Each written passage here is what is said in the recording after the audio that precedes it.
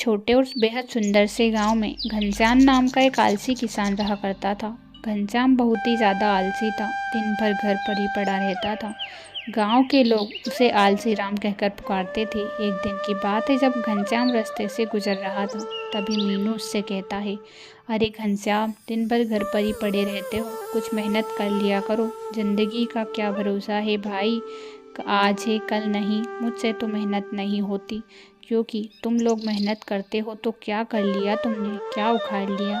अरे भाई, घर का गुजारा करने के लिए तो मेहनत करनी ही पड़ती है। आज तुम अकेले हो, कल से तुम्हारी बीवी आएगी, फिर भी तो घर का खर्च करना ही पड़ेगा ना। फिर कैसे चलाओगे तुम अपने घर का खर्चा? भाई, घर का खर्च जैसे तैसे चल जाएगा, लेकिन मुझसे काम धाम नहीं होता और मैं काम कर भी नहीं सकता। तुम सब मुझसे क्यों पीछे पड़े रहते हो? मेरा मन जो करूं। तुम लोगों से मुझसे क्या लेना देना है? भाई, तुम्हारे भले के लिए ही कहते हैं, कुछ काम धंधा कर लिया करो।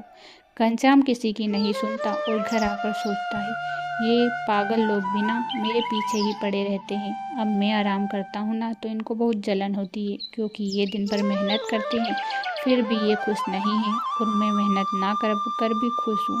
मेरी ज़िंदगी में मैं तो बहुत ही खुश हूँ। इन लोगों को मुझसे काफ़ी ज़्यादा दिक्कत है।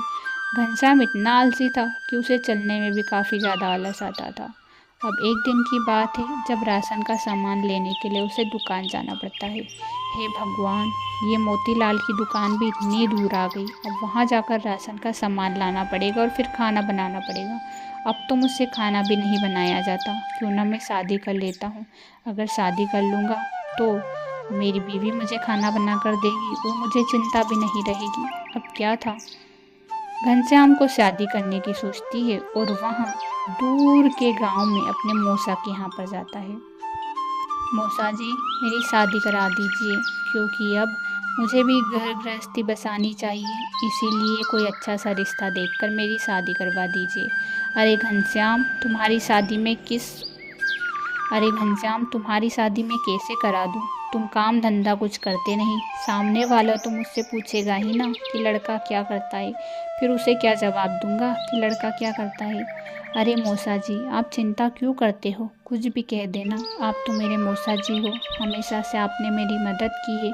अगर आज मदद कर दोगे तो क्या बुरा हो जाएगा? आप मेरी मदद कर दीजिए, आपकी बड़ी मेहरबानी होगी। मूसा जी को उस पर दया आ जाती है और वहाँ अच्छी सी लड़की देखकर घनश्याम की शादी कर देते हैं।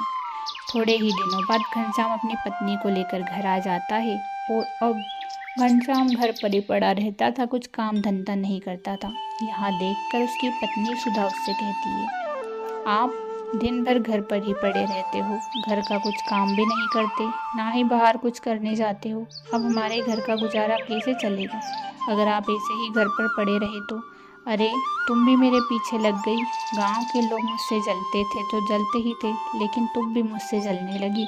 अब मैं आराम करता हूँ तो तुम्हें क्या दिक्कत हो गई? और वैसे भी तुम्हें शादी करके इसीलिए लाया हूँ ना कि घर का काम कर दो, क्योंकि मुझसे खाना बनाया नहीं जाता था। इसी वजह से तो मैंने तुमसे शादी की ना।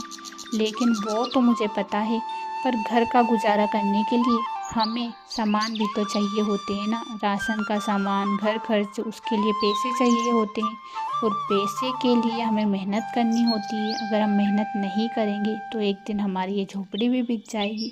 तुम कैसी बातें कर रही हो? जब से मेरी माँ मरी है, तब से ही ना इस घर का जैसे तैसे गुजारा चल ही रहा है। मैं कोई भी काम नहीं करता हूँ, ये बात सबको पता है, लेकिन फिर भी मैं खुश रहता हूँ। तुम भी इसी तरह खुश रहा करो। घनश्याम घर का कोई काम नहीं करता था और ना ही वहाँ बाहर काम करने के लिए जाता था। यहाँ देख देख कर उसकी पत्नी को बहुत ही दुख होता है। अरे भगवान, ये कैसे है, मुझे तो समझ नहीं आता। आज तो कुछ नहीं है, लेकिन कल से बच्चे होंगे तो फिर उनका घर खर्च कैसे चलेगा? कुछ नहीं करेंगे तो मुझे ही कुछ करना पड़ेगा। ये तो किसी की सुनेंगे नहीं। अब घर का राशन भी ख़त्म हो गया है, लेकिन अब इनसे ही कहना होगा, जैसे तैसे घर का राशन लाएंगे। घर में राशन ख़त्म हो गया था। घनश्याम घर आता और कहता है, लाओ मेरे लिए खाना लगा दो जल्दी। अरे, घर में राशन का सामान ही नहीं है तो आपके लिए खाना कहाँ से लाऊं मैं? घर में खाना नहीं बना है आज, मैं भी भूखी ही बैठी हूँ। अरे, तो पहले ही कह देती ना, तो मैं राशन का सामान ले आता उधर से। अब वापस से उस मोतीलाल की दुकान पर जाना पड़ेगा। मैंने नहीं कहा क्योंकि मुझे लगा कि आपके पास पैसे नहीं हैं, लेकिन जब आपने खाने की पूछा तो मुझे कहना ही पड़ा। तुम भी ना सुधा, कभी कभी तो मुझे समझ ही नहीं आता। अब क्या था, घनश्याम मोतीलाल की दुकान पर जाता है और राशन का सामान ले आता है। अरे, आप राशन का सामान कहाँ से लेकर आ गई? ये ना, मोतीलाल की दुकान से लाया हूँ उधार। तुम्हें पता नहीं है कि मेरी उधारी कब से मोतीलाल के यहाँ पर चल रही है, लेकिन वह मुझसे पैसे नहीं मांगता। जब मेरे पास पैसे आ जाते हैं तो मैं उसे जैसे तैसे दे देता हूँ, लेकिन उधारी अच्छी नहीं होती, ये बात आपको भी पता है। कल से ज़्यादा उधारी हो गई तो हमारी झोपड़ी बिक जाएगी। तुम हमेशा झोपड़ी को लेकर क्यों चिंता करती हो? इस झोपड़ी को बिकवाना ही चाहती हो क्या? जब देखो इस झोपड़ी के पीछे ही पड़ी रहती हो, झोपड़ी बिक जाएगी, झोपड़ी बिक जाएगी। सुख से अपना काम कर लिया करो और मुझे भी चैन से जीने दिया करो। यहाँ कहकर घनश्याम फिर से वहाँ से चला जाता है। सुधा फिर से मन ही मन सोचती है, ये किसी की एक नहीं सुनते, ना ही मेरी ना ही खुद की। अब ये क्या करेंगे मुझे समझ नहीं आता। घनश्याम की आदत दिन ब दिन बिगड़ती जा रही थी। वहाँ लोगों से उधार लेने लगा और उसकी उधारी इतनी बढ़ गई कि अब तो लोग उसे उधार देना भी बंद कर देते हैं और अब उधार देने वाले लोग उसके पास आने लगते हैं। अरे घनश्याम, तुम्हारी उधारी ना कितने दिनों की है मेरे दुकान पर, और तुम इतने दिनों से मेरी दुकान पर भी नहीं आ रहे हो। क्या बात है, मेरे पैसे कब लौटा रहे हो? अब तो मैं तुम्हें एक दिन का भी ना दूँ अपनी दुकान से।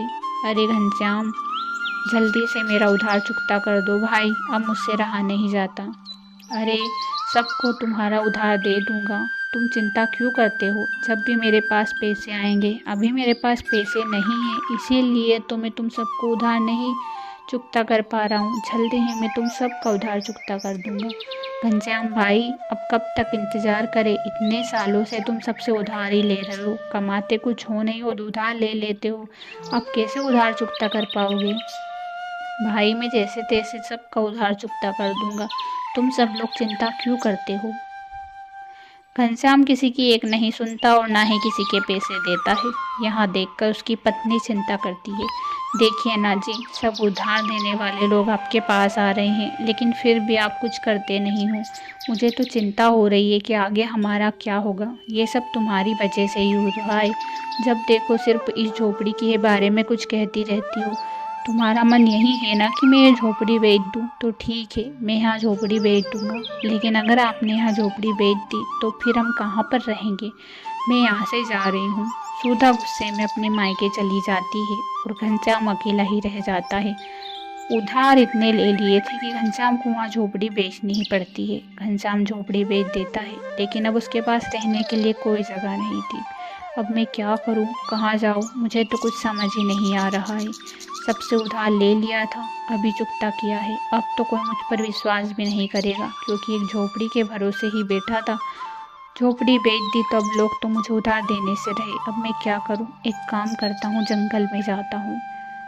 घनश्याम जंगल में जाता है और जंगल में उसे खाने के लिए कुछ नहीं मिलता। बैठा बैठा घनश्याम एक पेड़ के पास घनश्याम तभी एक पेड़ के पास जाता और वहीं पर बैठ जाता है। मुझे तो कुछ समझ ही नहीं आ रहा कि मैं क्या करूं। बचपन से ही मैंने कुछ किया ही नहीं जो आज करूंगा। अब तो मेरी किस्मत ही मेरा साथ दे सकती है। हे भगवान, आप ही मेरा साथ दे सकते हो। तभी घनश्याम को एक जादुई जिन दिखाई देता है, जिसे देखकर घनश्याम कहता है, अरे ये तो जादुई जिन दिखाई दे रहा है। चलो इसके पास जाता हूँ, शायद किसी का गिर गया होगा। घनश्याम उसके पास जाता है और अपने हाथ में लेते हुए कहता है, जादुई जिन, काश कि मेरे पास खाना होता। इतने में खाना सामने आ जाता है। यहाँ देखकर घनश्याम हैरान था। हे भगवान, यह तो सच में जादुई जिन है। मैंने तो सोचा भी नहीं था कि मुझे जादुई जिन मिल जाएगा। ये तो बड़ी ही अच्छी बात है। अब अगर मैं इस जिन से कहूँगा कि मेरे पास एक घर आ जाए तो शायद मेरे पास घर आ जाए। घनश्याम जादुई जिन को अपने गांव में ले जाता और कहता है, हे जादुई जिन, मेरे लिए ज़मीन और घर बनवा दो। तुरंत ही जादुई जिन उसके लिए घर और ज़मीन बनवा देता है। यहाँ देखकर घनश्याम हैरान था। हे भगवान, अगर यहाँ बात सुधा को पता लग गई तो वहाँ तो खुश हो जाएगी। अब मुझे लगता है कि मुझे सुधा को बुला लेना चाहिए। जब घनश्याम सुधा को बुला लेता है तो सुधा खुद हैरान थी। अरे, आपके पास इतना बड़ा घर कैसे और इतनी सारी ज़मीन? मुझे तो हैरानी हो रही है। यहाँ सब क्या है? आप सब मुझसे उधार लेते थे और आपके पास इतना पैसा कहाँ से आ गया? सुधा, मेरे पास एक जादुई जिन है और वहाँ मुझे बहुत ही काम आएगा। तुम्हें पता है, वहाँ जादुई जिन से जो भी कहूँ वहाँ तुरंत ही आ जाता है।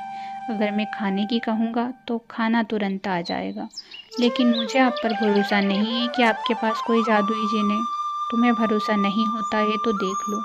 जादुई जिन, मुझे खाना ला दो, तुरंत ही खाना आ जाता है। यहाँ देखकर सुधा भी हैरान थी।